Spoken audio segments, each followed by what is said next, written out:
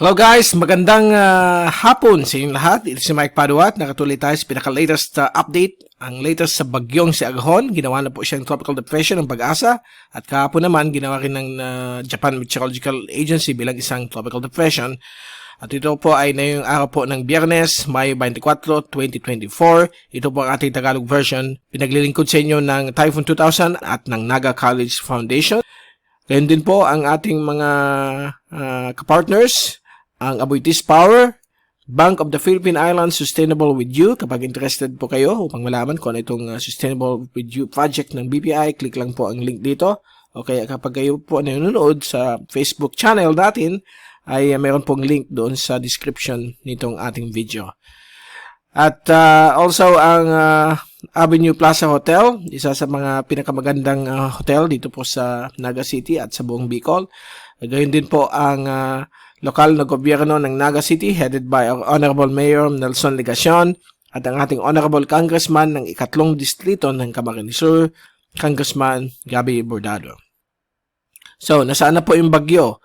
Kahapon, LPA lamang po siya. Ginawa na pong tropical depression kahit na nag-uumpisa pa lang mag-organize yung kanyang kaulapan. But for the past 6 hours, nakita natin ang medyo rapid development ng kanyang core. At hinintay pa natin ang update mula sa Joint Typhoon Warning Center dahil dinowngrade nila.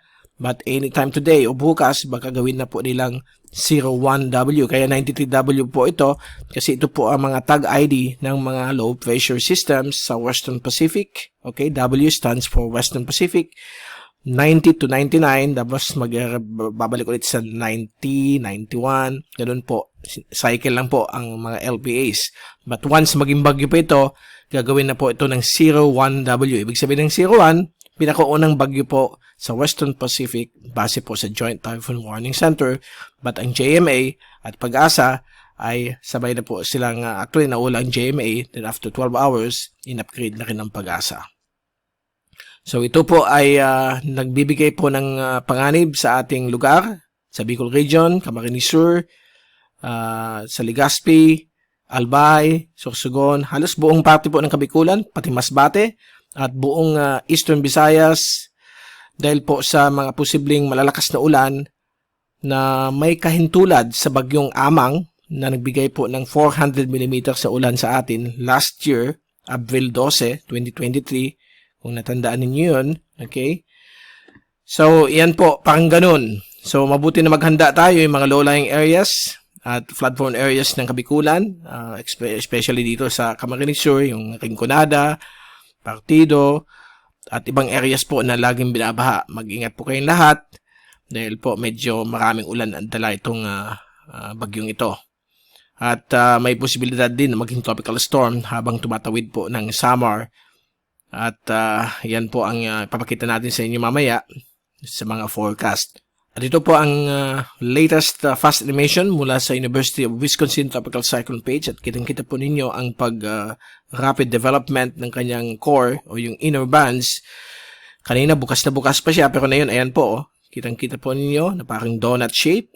Yung center niyan ay bukas pa but pag punuan na po ng cloudiness, yan po ang tinatawag nating Central Dense Overcast or CDO. Ibig sabihin, posible na siya maging tropical storm. So kahit now, tropical depression pa rin po siya, baka dumagdag po ng 55 kph from 45 kanina.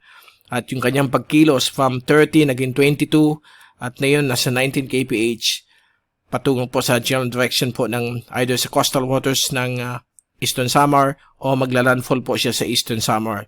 So yan po ang pinapakita ng mga computer models. Medyo hindi pa sila nagbe-blend yung 2-day forecast pero mukhang papalapit na po itong weather system na ito. At nakita na po natin yung kanyang outer bands. Affecto na po, nagbigay ng ulan sa may Eastern Visayas. Nag-extend po hanggang sa buong Kabisayaan. At gayon din po sa ibang parte po ng Mindanao, lalo na po sa may Northern Caraga, Siargao at Dinagat Islands. At gayon din po sa Kabikulan, may mga ibang areas lamang, so hindi masyado yung ulan nga dito sa ating lugar, but mamayang gabi, may mga papalapit na naman po. Habang natutunaw po itong outer bands, ayan naman po yung panibagong rain bands na fino-form nitong si Tropical Depression Aghon. Ang Aghon po ay hilagay noon na term, ibig sabihin compass. Okay? At ito naman po ang zoom in satellite animation sa mga oras na ito. Ayan po, marami po tayo nakikita mga kidlat. Mga kidlat po yan mula sa Nowcast lightning detection na naka-embed po dito sa windy.com website. At ayan po, nag-grow na naman yung kanyang circulation.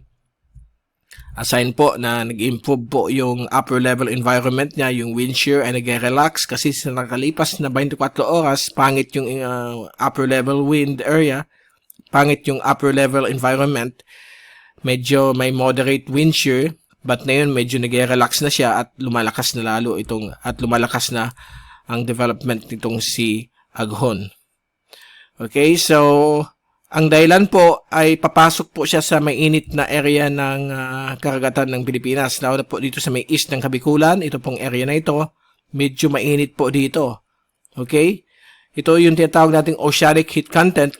Kapag pulang-pula po yan, ay magbibigay po ito ng energy boost sa development nitong bagyo. Kaya maraming mga bagyo pag dumadaan sa mainit na oceanic heat content, ito yung latest muna sa NOAA, ay magkakaroon po ng pag-intensify. Ang iba sa kanila, rapid, okay? So, yan po ang napakainit na oceanic heat content sa east ng ating Rion Bicol at sa Eastern Visayas. Ang bagyo na yon ay nandito. Okay? Galing po siya sa hindi masyado mainit. Kaya nakita yung development, hindi masyado. But na yun, nagkakaroon po siya ng mabilis na pag-develop. So, malaki ang chance na baka tropical storm ito pagdaan dito sa may Samar or sa may Eastern Bicol region.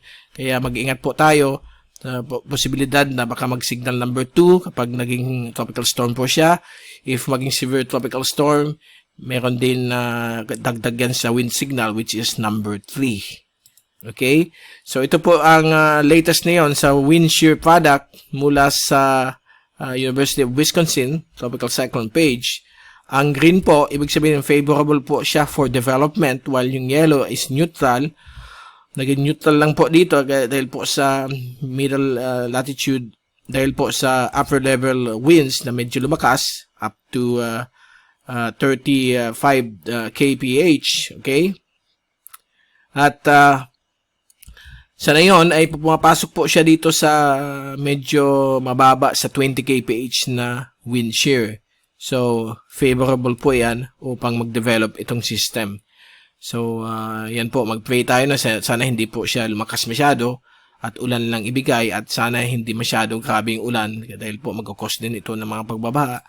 At maganda naman po ito sa mga farmers, farmlands at sa mga groundwater ng ating bulubundukin ng mga lugar sa Bicol region at Eastern Visayas, at magkakaroon tayong less problem na yon sa mga water utilities. Dahil yan po ang problema nila na yung panahon ng El Nino, kulang po ang groundwater. So itong ulan na ito, magbibigay ito ng more water doon sa ground. So yan po ang kumbaga good news sa pagdating nitong system na ito, but bad news po sa mga low-lying areas na laging binabaha. Ito po ang steering environment kung saan kapag nandyan ang bagyo, sumasabayan sa agos ng lakas ng high pressure area. Ito po yung high pressure banda dito. So nag-extend po hanggang dito sa may South China Sea. Although for the next 24 hours mukhang hina ng bagya, kaya aakyat itong si Tropical Depression Aghon. Okay? Kung nandito sana siya, talagang west lang ang galaw niya. Nasa edge na po siya So, medyo mahina na dyan ang steering. At yung steering niyan pataas. That's the reason rin kung bakit itong area na ito, mabagal ang steering environment dito. Hindi tulad dito, kaya yung takbo niya nasa 20 kph pa. Okay? Ito po yung speed ng steering environment. Nasa 35 kph kasi knots ito. Pagdating niya po dito sa area ng babagal po siya ng 20 to 15 kph dahil hindi na po masyadong malakas yung steering environment. And then mag-record po siya patungo sa southern islands of Japan. So ganito ang magiging tracking niya, gaganyan siya, and then pagdating dito, gaganyan siya. Okay? So yan ang pinapakita ng system na ito. Extension lang ito ng range. Kapag humina na po yan, aakyat na po itong weather system. Sana maaga ang pag-akyat niya para hindi masyado yung ulan. But yung European model sa latest mukhang lalong nag-west. Kanina, mas bati ang pinapakita niya. Kaya yung cone of uncertainty natin ay patuloy pa rin hanggang dito sa may Masbate. So ito po yung tinatawag nating cone of uncertainty. Ito po yung area na kung saan pwedeng mag-left or right ang galaw ng bagyo. Kasi hindi natin talaga alam kung ano talaga ang general track niyan since paiba-iba po ang output ng computer models. Ang American model ay ganito po ang track niya. Dito siya dadaan, ganyan, at kaganyan. While yung European model is more of a westernmost outlier sa track. Dito siya. Okay? And then lalabas po siya sa may San Andres Quezon. Okay? Actually dito lang siya, gaganyan siya. So yan po ang scenario. That's why yung track natin, including other models, ay nasa midpoint nitong mga reliable computer models. So yan po ang pinapakita ng tracking nitong bagyong ito. At kung i-zoom natin ito, inasan po itong magla-landfall sa may Giwan Eastern Samar bukas ng early morning at tatawid po ng Samar Island, dadaan malapit sa Katbalogan, Kalbayog at exit po sa may Katarman ng hapon ng Sabado o bukas. At dadaan po siya sa may coastal waters po ng Sorsogon, sa may Bacon Manito, Eastern Sorsogon. And then sa gabi, bukas ng gabi, nasa may Lagonoy Gulf po siya, malapit sa Kapu-Kapu. At posibleng lumakas po bilang isang tropical storm, 75 kph. Bakit po hindi masyadong naapektuhan ang mga bagyo kapag tumatawid dito? Kasi po, aside from mataas yung oceanic heat content at mainit na mainit, kulang ng mga mountain range ang gabi. Actually, wala talaga tayong mountain range. Puro volcanic peaks lang dito. Mababa ang taas niya. Kaya pag dumadaan dito ang bagyo, parang konti lang effect. 5%, 10% sa kanyang pagbawas. At kapag ang upper level environment ay napakaganda, halos kahit na nagtatawid po yan dito, lumalakas po siya. Yan ang nakaka-worry. Sana hindi po mangyari. Sana humina po siya pag-cross dito. But at least maghanda tayo sa pagdaan nito. So inaasahan po natin mga malalakas na ulan dito sa may Eastern Visayas at Bicol region bukas. Actually na yun, nangyayari na dito sa Eastern Visayas. So hanggang bukas po yan. And then dito naman sa Bicol, bukas hanggang sa Linggo. At mapapansin din ninyo ang pag-slow down ng bahagya nitong system na ito dahil sa pag-start niyang umakyat. Dahil po nasa weak steering environment ang system. Common yan pag nasa pinaka left side ng high pressure ridge. Pag nag-i-start na po umakyat, nag-i-slow down po yan ang mga weather system sa mga bagyo. Parang din yan mga auto. Hindi naman tayo pwedeng mabilis pag left turn o right turn. Mag-slow down muna tayo. So ganun din po ang mga weather system. Unless habang umakyat siya, malakas din yung steering environment, but bihira pong mangyari yan. So usually nag-i-slow down talaga yan at saka siya bibilis kapag bumilis sa dito yung steering environment. Okay, so 2 a.m. ng Linggo, dadaan po siya sa may area po ng Catanduanes, okay, sa may San Andres. So nandyan po siya. Dadaan po siya sa may San Andres sa Catanduanes o sa may Karamuan. So, actually, huwag natin pansinin ang track ng bagyo. Basta nandito tayo sa cone, kahit na dito siya dumaan, may feel natin yung grabing ulan at konting hangin ng bagyong ito. Huwag lang po siya mag-rapid intensification. So, babantayin po natin yan. At ito yung wind signal ng Pag-asa kaninang 11 a.m. In-upgrade na po ang ibang areas, buong Samar provinces. At ganyan din po sa ibang parte po ng ibang lugar ng Kabikulan. Like Catanduanes, Eastern Camarines Sur, Eastern Albay, and Sorsogon. At ito po yung mga areas na nasa signal number 1. Pwede nyo i-post para mabasa ninyo. To give you an example, itong areas ng Sorsogon, mga municipalities ng Albay like Manito, Legazpi, City of Tabaco, Capu-Capu, Santo Domingo, Malilipot, Bakakay, Malinaw, Tiwi, Catanduanes. Sa Camarines Sur naman, yung Partido District except sa area po ng Siruma. So kasama po dyan ang Caramuan, Garcia Torena, Presentacion, Sangay, San Jose, Lagunoy, Intigaon na signal number 1. So later this afternoon, dadagdag pa yan dahil po papalapit po yung si Aghon. Okay, so post na lang ninyo itong video at makita nyo yung ibang areas nito o visit website ng Pag-asa for more details. How about sa ulan? Ito po yung mga inaasahan po natin na yung hapon hanggang gabi. May mga scattered thunderstorms na po sa buong bahagi po ng ating bansa, lalo sa hapon na gabi. But yung pinaka-bulk ng circulation ng bagyo ay nasa Eastern Visayas pa lamang. Yan po. Mamayang gabi, Friday, uulanin sila.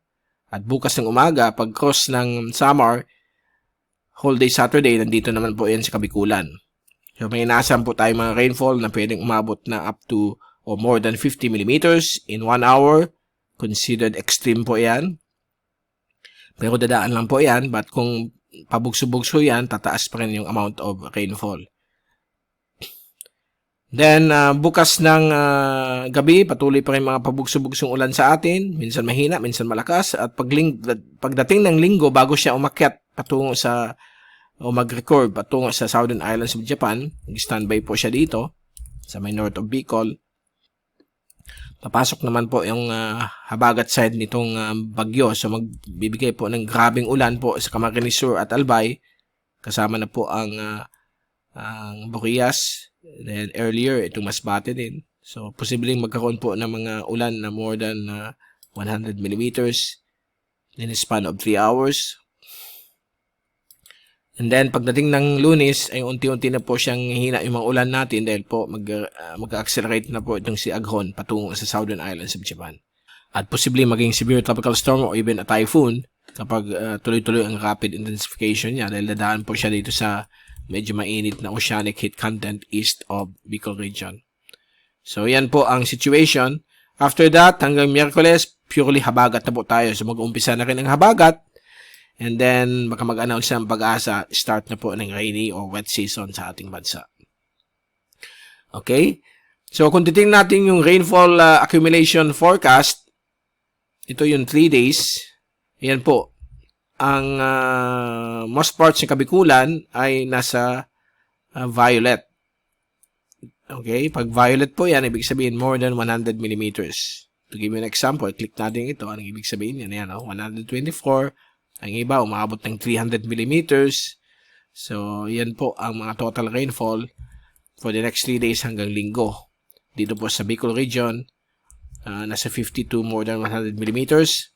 At sa may Visayas din, 50 millimeters overall except for Samar. Pwede umabot ng more than 100 millimeters at kasama din po ang Masbate. Okay, so halos ito po ay conservative kasi nung ganito rin yung bagyong si Amang last year, April 12, 2023. Nung dumaan sa Bicol, more than 100 millimeters din.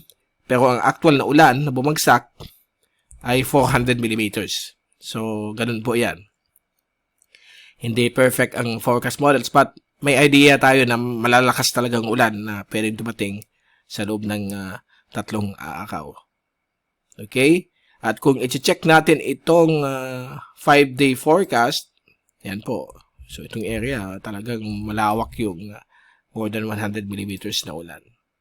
Ngayon, tingnan natin itong extreme forecast. Ito yung extreme forecast para malaman niyo kung gaano katindi yung ulan. Click natin yung hangin muna bago yung ulan. So, yung hangin, medyo may gustiness din na more than 50 kph. So, yan po. Pagdaan sa Bicol, 50 o 60 o 70 kph kung maging tropical storm po siya. So, yan. Pagdating ng Monday, wala na po yung extreme wind sa atin. Samantala, ito naman po yung ulan. Pagdating sa extreme level ng ulan. Okay? So, ito for today, Friday. So, nakikita ninyo, itong Eastern Visayas na-experience na ng extreme rainfall. Sa atin, wala pa. Kita nyo, gray pa. But ito, nakita natin sa mga weather stations, may 30 millimeters na sa Legazpi. lalong-lalo na rin sa may Catanduanes, Sorsogon, Masbate. Bukas po ng Sabado, yan na po. Buong Bicol po, nasa extreme rainfall, precipitation, na abot po ng more than 70 up to more than 80%. So, sa Sunday, unti-unti na siya alis kasi ito na yung bagyo, akyat. Lalo na sa Monday, wala na po yung extreme na rainfall na pwedeng bumagsak sa atin. So, yan po, galing po yun sa European model. Binago lang yung graphics para makita ninyo na meron tayong extreme rain event na papalapit sa Kabikulan at Eastern Visayas. So, kailan po natin maghanda now? Yung mga laging binabaha sa low-lying areas, maghanda po, mag-coordinate sa mga disaster units. At please take all necessary precautions. Mag-pray tayo na sana hindi na po siya lumakas at bumawas po ang malalakas na ulan na dala nito. At mula sa Typhoon 2000, ito si Mike Padre magpapaalam. Babalik ulit tayo bukas sa latest nitong bagyong si Aghon. Mag-ingat po tayong lahat. Please take all necessary precautions. At maraming salamat po sa pagpunod niyo sa aking channel. God bless po sa inyong lahat.